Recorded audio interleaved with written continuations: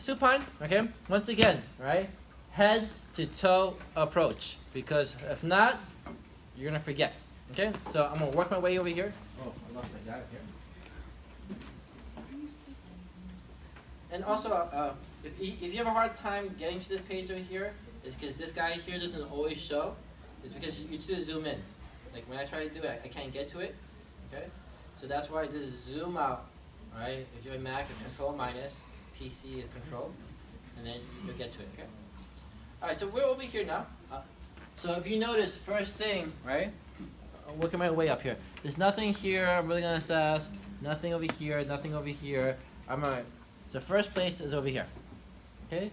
Abdominal palpation. Okay. And you notice it has an asterisk. I only do this if I suspect what? Non-musculoskeletal. Right. And you guys went over this in class, right? Mm-hmm. Sorry, no. You do the four quadrants. You go soft, soft, soft. Harder, harder, harder, harder. Bounce back. Rebound tenderness. Rebound tenderness. Rebound tenderness. Okay. Specific ASIS. Pubic symphysis in between the two is McBurney's point. If you suspect appendicitis, you go pop it really deep here to see if it's a triple A, and you bend the knee like this over here. You do the thumb test to see if it's kidney. Kidney produces the lumbar pain region, and notice obviously you have GU dysfunction and swelling of the feet. Right? So that's quick stuff right there. All right. All right. The main stuff. Right? Ready? So clear the stomach. Everything starts with the ASIS, okay? The ASIS, right? We're going to do a couple things here. We're going to go medial to it, and we're going to test the transverse abdominis, okay? Right? Then we're going to, ready? Right? Then we're going to do a SI test, right? Yeah? Okay? Then, when I do my range of motion, keeping my hand on the ASIS, making sure I have true hip motion. Okay? So if you notice, the biggest thing with the lower back is like the knee. I call the knee the sucker of the body, because when you have ankle problems and hip problems, the knee compensates. Right? When you have lower back problems, it's because of hip or thoracic. So we need to make sure the person has what? Pure hip motion. Because if you don't have your hand over here, you're like, yep, full motion, and if I leave my hand over here, yep, and he's good, right? That's pure hip flexion. Okay? So,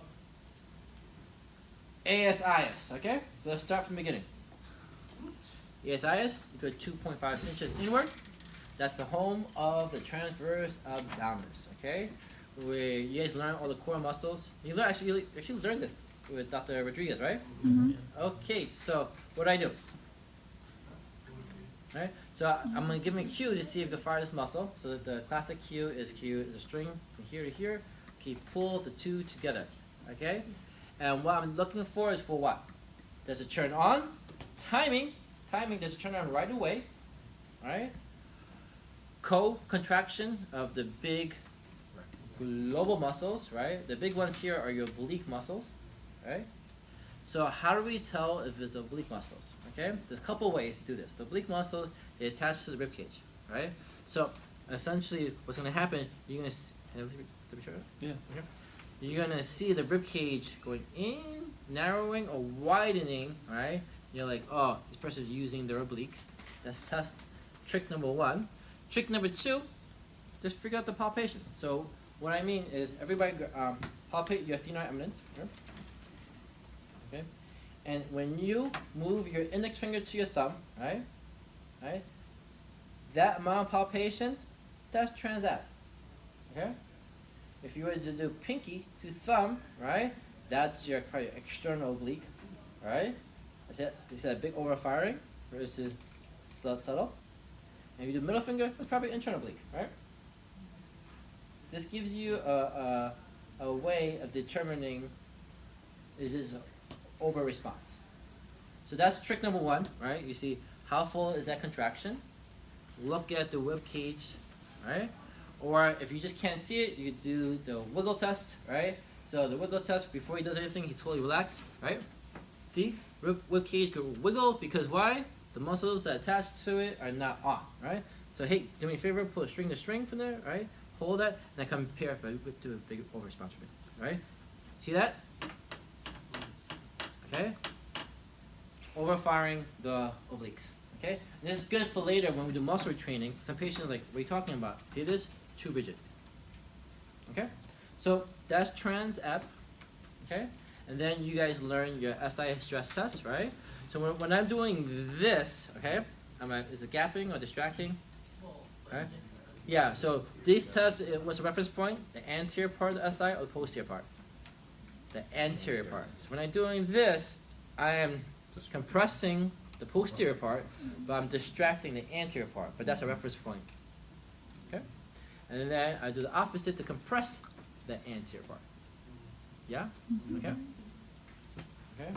And then you can either go to your sacral, the thigh thrust test. Okay?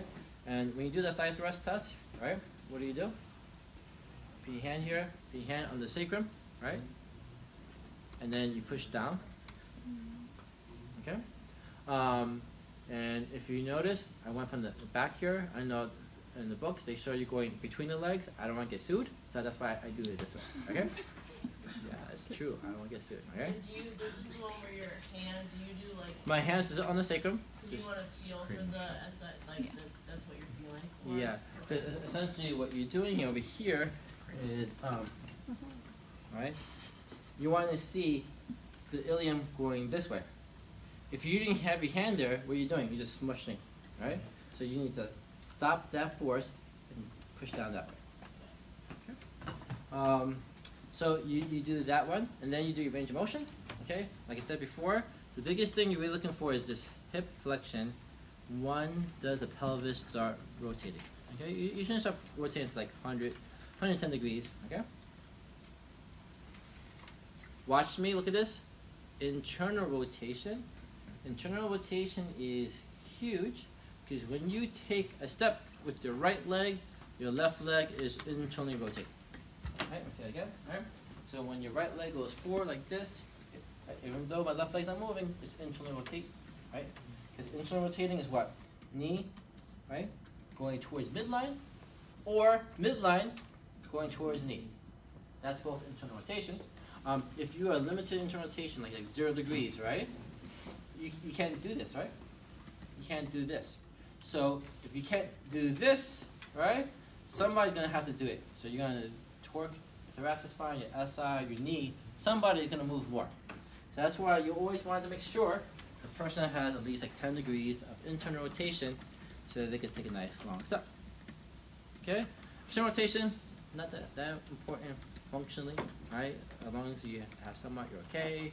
And then abduction, just like we do before. But the main thing is hand on the PSI, as ASI is for hip flexion and internal rotation. Okay? Slip my hand down, do my classic straight leg raise test. If you have pain, what do I do? Where? Yeah, where? What do I do? Right. Doesn't matter. Hamstring or back. What do I do? How do I know it's muscle versus dura? Bend. So then what? You Dorsiflex. dorsiflex. Ouch. Still hurts. What do you do? Neck flexion. Head up. Still hurts. Then it's dura, right? Mm-hmm. Okay. That's that. Okay. And then put the foot down, and then you do your dermatomes, dermatomes, and you do your upper motor neuron test. Right. Okay, and you see what I did there, alright? You have to what? Hold it. Right? Sustain it. Okay? And then you do your Babinski, right? Babinski, what do? Right? You go on the plantar part of the foot, right?